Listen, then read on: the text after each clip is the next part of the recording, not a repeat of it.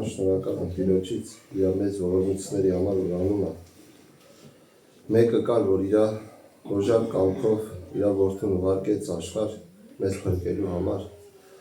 Մեկը կար, որ իր օժարությամբ ընդունեց այդ խաչի մահը, որ այսօր ես ու դու կյանք ունենանք։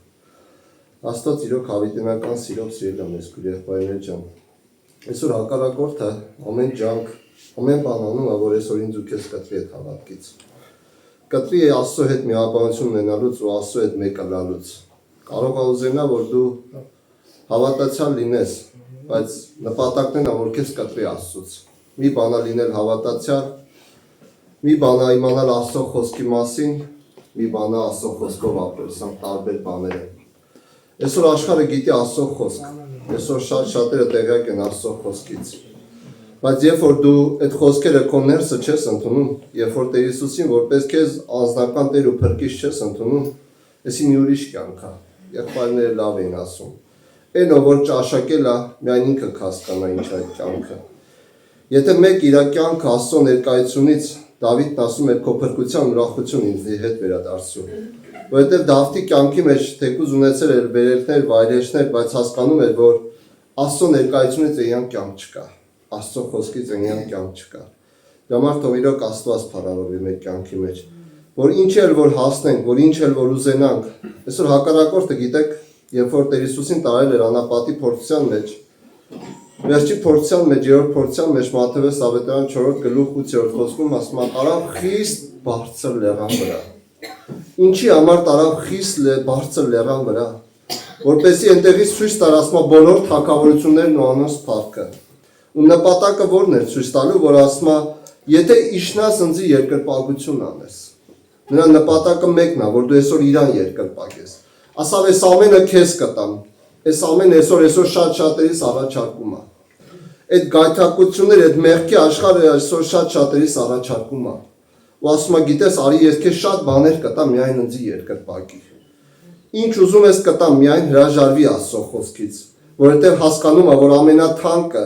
որ ամենակարևորը այսօր որ մարդ ունի, այդ խոսքն է, որ իր ներսը կա, որովհետև այդ խոսքն է, որ կյանք կա տալիս։ Երբ որ շատերը թողնում էին ու հեռանում էին, Տեր Հիսուսն ասավ Պետրոսին դուք եք ուզում գնանք, ասավ ուր գնանք Տեր, ուր գնանք, որովհետև հասկացել էր, որ Տեր Հիսուսի քով կա հավիտենական կյանքի խոսքեր։ Տեր Հիսուսի մոտ կա խոսք, կա կյանք, որ այս աշխարհը չի կարա տա, որ այդ խոսքերը իրան կարան տանեն երկինք, որովհետև այդ խոսքերի մեջ կա ուրախություն, հավիտենական կյանք։ Դրա համար թող իրոք Աստված փառավորվի։ Այն խոսքերը, որ պինդ ենք բռնել, այն խոսքերը, որ ընդունել ենք մեր կյանքի մեջ, միջև վերջ պինդ բռնենք։ Այսօր ալֆան շատերի կյանքում տեղի ունենում։ Սկզբնական շրջանում ընդունում ես Աստծո խոսքը, լավ ես զգում, բայց գալիս է մի պարագա, որ քո խոսքը, քո կյանքի մեջ նաև այդ կնիկը պիտի խփես, որ հաստատով ու վստահությամբ հավատում ես ու պիտի գնաս Տեր Հիսուսի հետևից։ Էսի կարևոր խոսքը, կարևոր վիճակ է։ Դրա համար իրոք թող Աստված օգնի մեզ։ Ես էլ որպես իրոք ինձ չեք ճանաչում մի կարճ իմ կյանքից վկայություն անեմ ու կաղոթենք։ 12 տարեկանում եղբայրս ոնց որ նշեց, լսել էի Աստծո խոսք, մանուկ պատանի շրջան։ Մի քանի ամիս որոշ քույր եղբայրներից տենց օրդորական խոսքեր, որ չէի հասկանում։ Անգամ ասել էին, որ ամեն գիշեր, երբ որ պարկես աղոտ քարա, երթում մի կեր, հայրանք մի արա։ Ու դրանից հետո աշխարհ, մի 10 տարի, մինչև 23 տարեկան։ Թեև աշխարհի մեջ էի, բայց չգիտեմ խի, կարող է չգիտեմ գիշերվա որ հազարի ինչերից ելնելով տուն գայ, բայց աղոթք է անում Տեր Աստվածների մեղքերը, որ չհասկանալով այդ ինչ մեղքեր է, էդի որն է, որ անում եմ։ Ու երբ որ 23 տարեկանը իրոք ոնց որ Աստծո խոսքը կպավ սրտիս, որ ասում էին չերթվես, էլի չէ երթված, էլի չհասկանալով։ Ու երբ որ 23 տարեկանում ընդունեցի Աստծո խոսքը, արդեն նորովի կյանք ստացա։ Արդեն այնպիսի մի վիճակ էր, որ պատրաստ էի ամեն բան թողնելու։ Ոնց որ եղբայրներից մեկն էր ասում էր, ասել են քեզի կտեսրել է, ասում էր չասել են ուրեմն հավատացյալ չէ դարձել։ Եկավ այդ հալածանքի շրջանը, ընկերությունը շատ, շրջապատը մեծ, մեր մոտ, չգիտեմ, ծանոթ եք թե չէ, Գրիգոր Լուսավորիչ եկեղեցի մեր մոտ է խոր վիրախոր ասում են, մեր քաղաքից մի քանի կիլոմետր հեռու, մի շատ հարուստ ընկեր ունեի, ասավ եթե չգնաս այդ հավատքին, քեզի խոսք եմ տալի, երթվում եմ, ասավ որ ամեն օր կտանեմ խորվիրակ բերեմ, մենակ մի գնա։ Ասավ որ այնտեղ գնաս ուղեղդ կլվան, որ այնտեղ լվացնել հետ չես գալու, ասավ։ Մի ուրիշ ընկեր ասում էր սրա Յանը տարել, այն մեկն ասում էր սրան կտեսրել արդեն։ Կույրին երբ որ եկան ասին մեղավորը,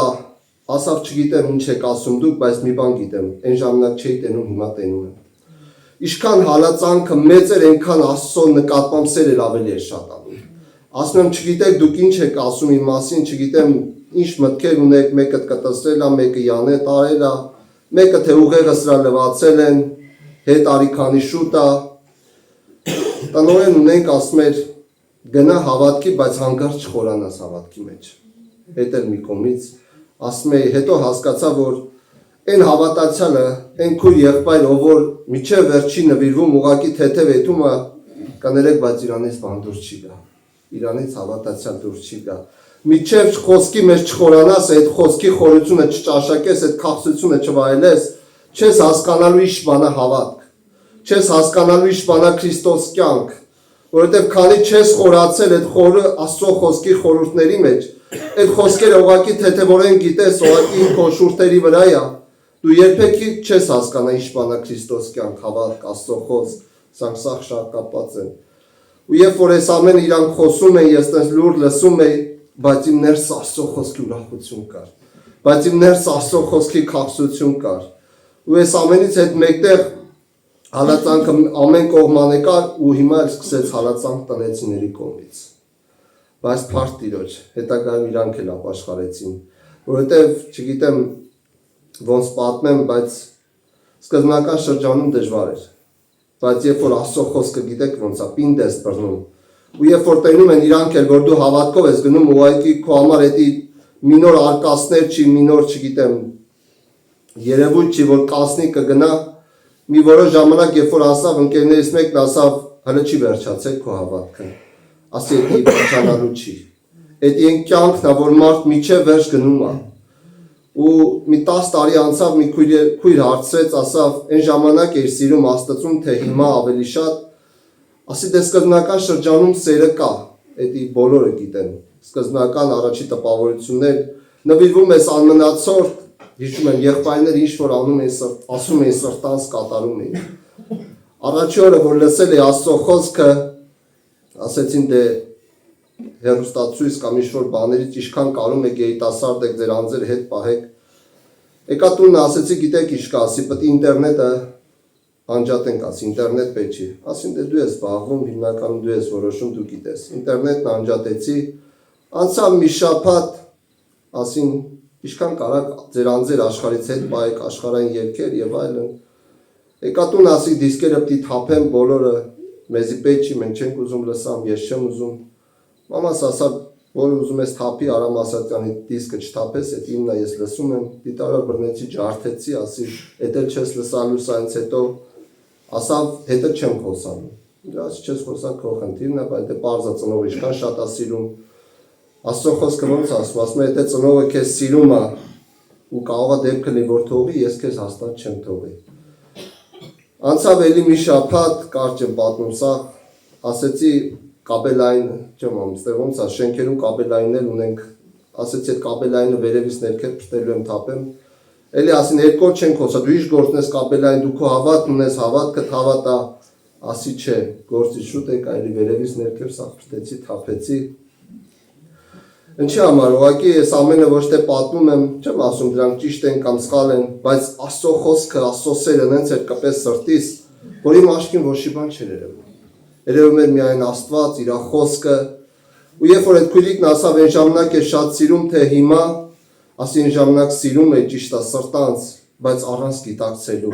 առանց հասկանելու, ուղղակի մի նորություն էր մտե կյանքիս մեջ ու մի տեսակ ուրախություն էր պատճառում ինձ, բայց հիմա Տեր Հիսուսին ավելի շատ եմ սիրում, որովհետև տեսել եմ իր հզոր գործ իմ կյանքի մեջ, որովհետև այդ ուրախությունը եկել է իմ կյանքի մեջ ու ես հիմիկվա սերեն առաջի սերը չեմ փոխի։ Շատ-շատերը կարող ասեն, ես ինչ ես ասում, առաջի սերը ավելի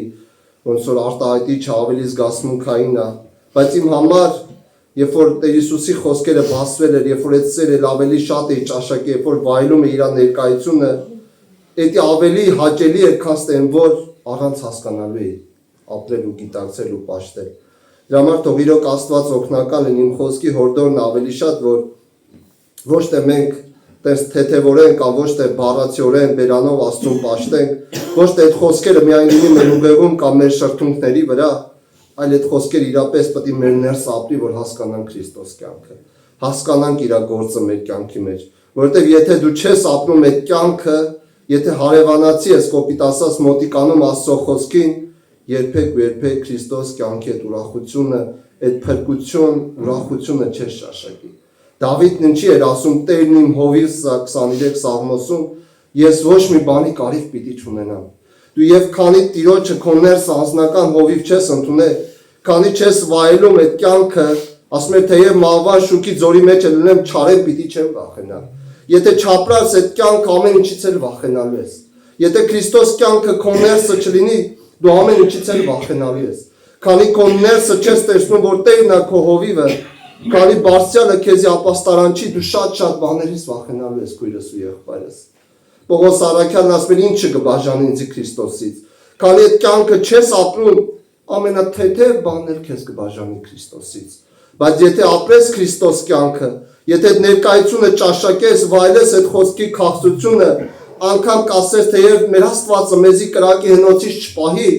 դարձյալ անոր հուսալու եք։ Որովհետև դու հասկանում ես, որ այս ժամանակավորով չի կյանքը, որովհետև դու հասկանում ես, որ կյանքից կյանք կա տեղափոխվող։ Եղբայրը լավ ասա, այսօր աշխարհն ասում է ուտենք, խմենք, վաղը մեռնել կա։ Այո, ճիշտ է ասում, վաղը մեռնել կա, բայց մեռնելուց հետո կա հավիտենական կյանք, որ պատրաստված է Տեր Հիսուսին սիրողներու համար, նրանով ապրողներու համար։ Թող Աստված օգնական ամեն։